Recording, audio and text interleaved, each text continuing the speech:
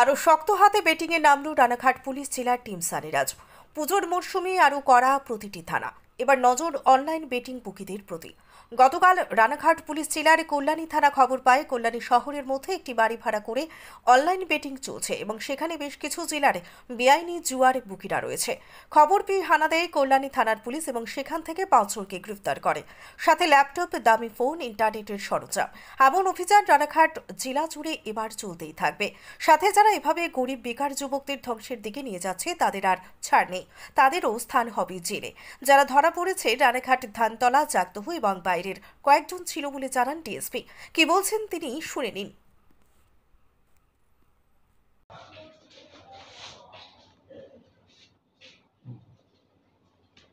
এদেরকে সহ একটা ছবি দিবি তো, এদেরকে সহ।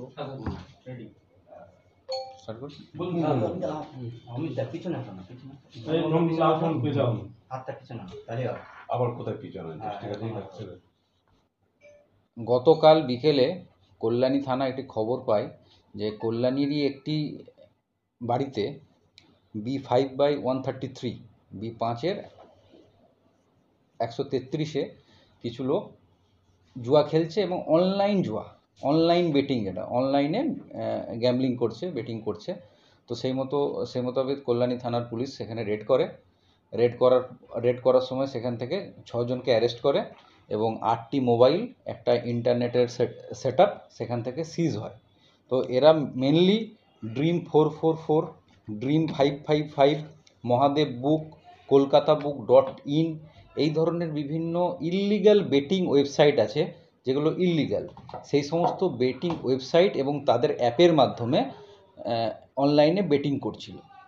তো এই বেটিংটা পুরোপুরি অনলাইনে করা হয়। এরা ইউজার আইডি ক্রিয়েট করে বিভিন্ন মানুষকে, সাধারণ মানুষকে ইউজার আইডি ক্রিয়েট করে দিত এবং তাদের কাছ থেকে কমিশন নিত এবং সাধারণ মানুষ এই সমস্ত অ্যাপ এবং ওয়েবসাইটে গিয়ে জুয়া খেলতো।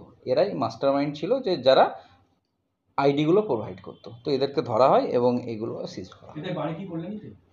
না, এদের বিভিন্ন জায়গায় বাড়ি আছে। কারো বাড়ি